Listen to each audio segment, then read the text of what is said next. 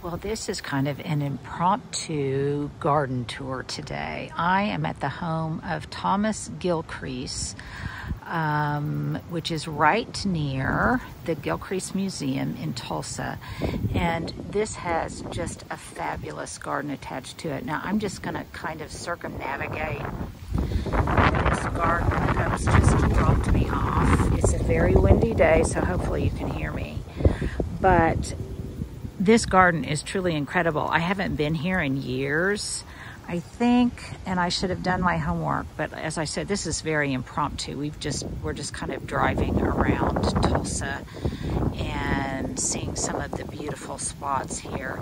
But there is a fabulous garden here that I think is a part of the Tulsa Historical Society. I'll probably find a map or some kind of plaque or something as I walk around. I'm doing this a little bit hurriedly because there might be some storms moving in. It's it has been extremely windy today. In fact, I'm going to pause right there and get the hair out of my mouth. But this has, as I recall, all sorts of charming features. One of them being this wonderful green heavy metal arbor that goes into, on this, I believe this is the south side of the garden, and you can access it both ways. I have no idea. You guys are discovering this along with me. I have no idea what's going to be in here. This looks like some giant elephant ears over here. And I hear the trickle of a water fountain, some kind of water feature. Look at this wonderful stone porch here.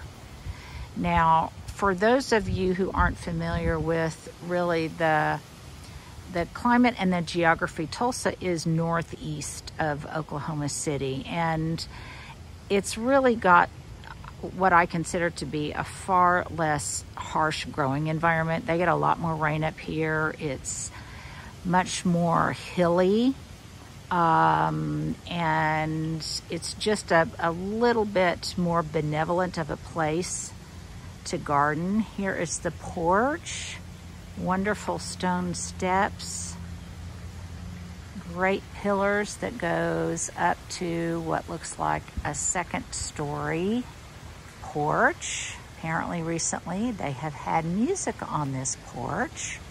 You can see again that this is just a component of the Gilcrease Museum, which is closed today, or we would be going inside. So let me turn around here and see what kind of vista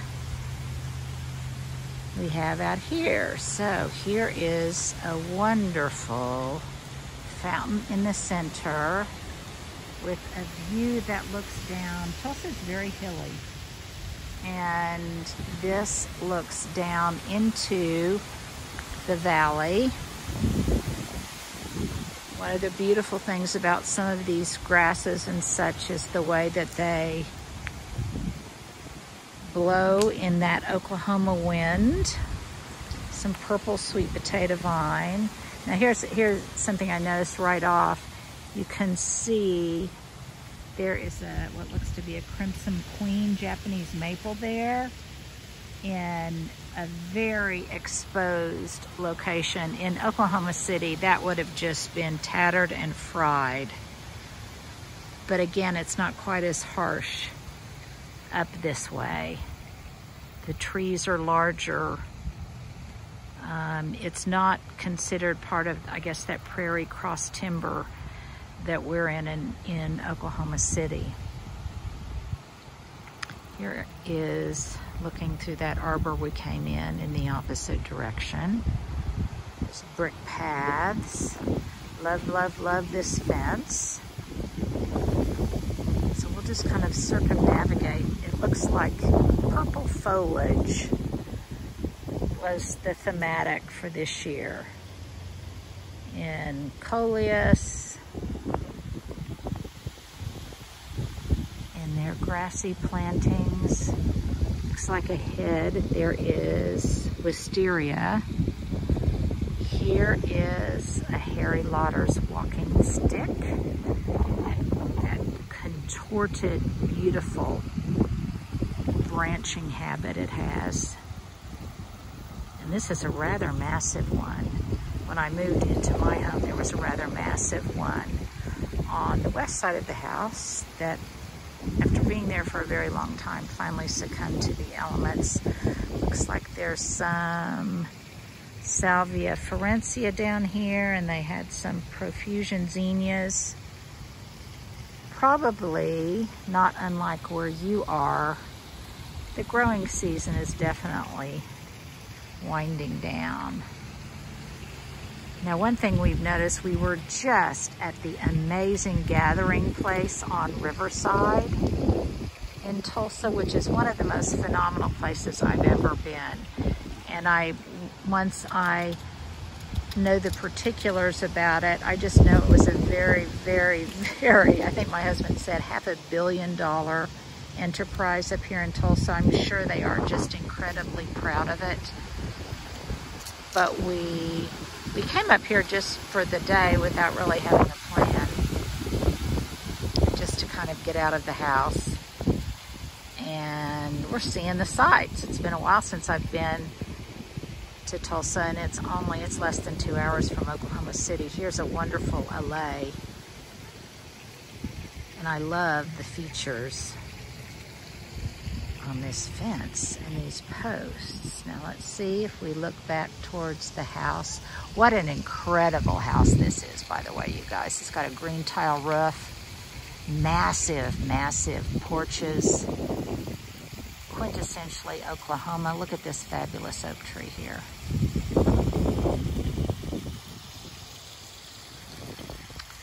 With the trickle of water. So I'm gonna guess, I'm sure all of you Tulsans can fill in lots of my blanks here, but I'm gonna guess maybe this was built late 1800s. I could be wrong. It's very shady and cool under here. Look at those mammoth leaves.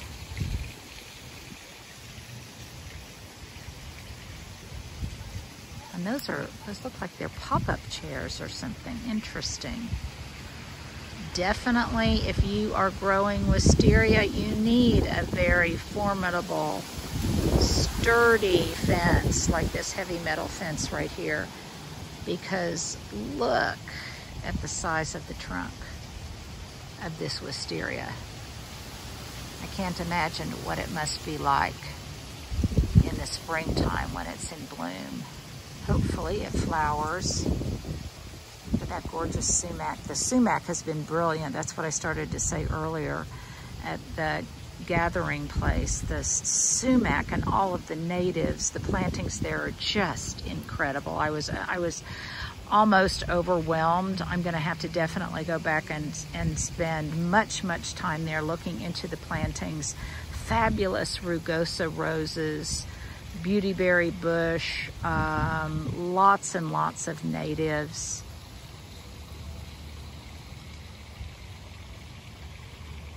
Some New Guinea impatiens here. And this looks to be what would have been a platform for musicians. And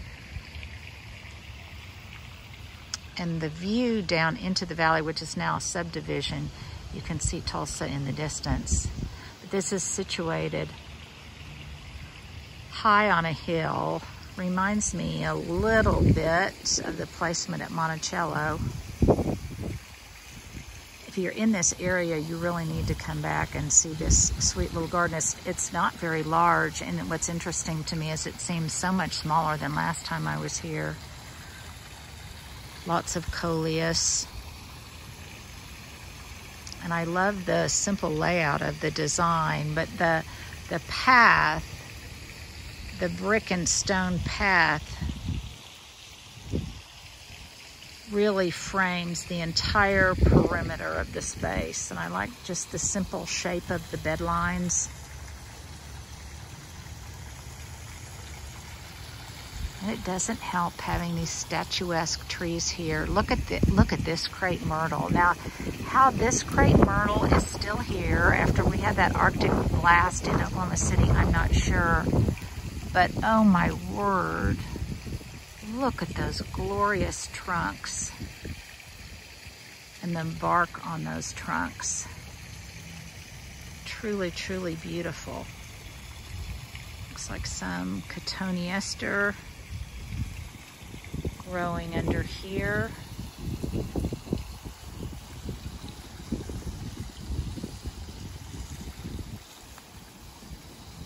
Lots of begonias, lots of coleus.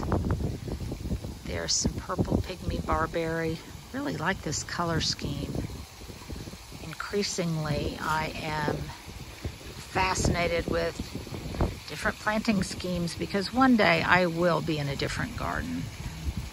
It may not be in the too distant future either, and I'm looking at different layouts and design and different plantings, things that I'm much more interested in natives now.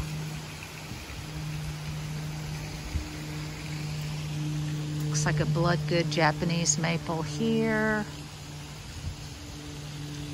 You can see the museum over there in the distance. Great rainy day thing to do. And then this is coming up on the opposite side. Some hydrangeas, red buds. There's multiple fans on the porch. Desperately needed before the era. Those look like they're electrical, but definitely needed those fans before the era of air conditioning since it gets so brutally hot here. Another gorgeous, gorgeous tree. I'm always so covetous of trees that still have their full, gorgeous, beautiful cascading shapes and haven't been deformed by ice storms or Arctic blasts of any kind. So the trees here are as much to admire as any plantings, if not more so. Love this sage green, the color of this fence. Looks like they've overseeded some of the grassy areas. Army worms were a real problem here in Oklahoma. Looks like some Japanese painted fern.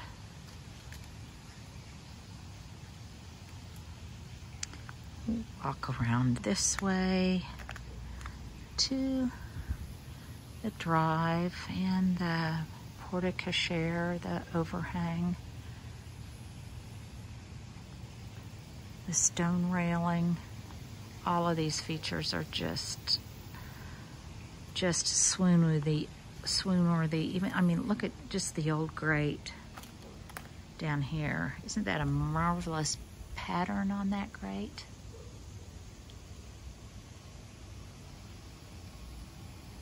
Would love to go inside, wouldn't you? Let your imagination go wild, wondering what it would have been like to live here in the heyday. Look at those massive, massive terracotta pots filled with sansevieria. You can see over in the distance the hills and that big old Oklahoma sky.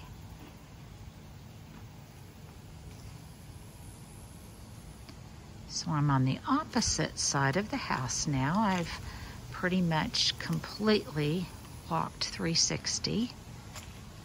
And then over here it looks like some kind of administrative buildings and things. And then the museum itself is over in that direction. Well, thanks for going on this little tour with me of the Thomas Gilcrease home near the Gilcrease Museum in Tulsa, Oklahoma. Enjoy the rest of your Sunday.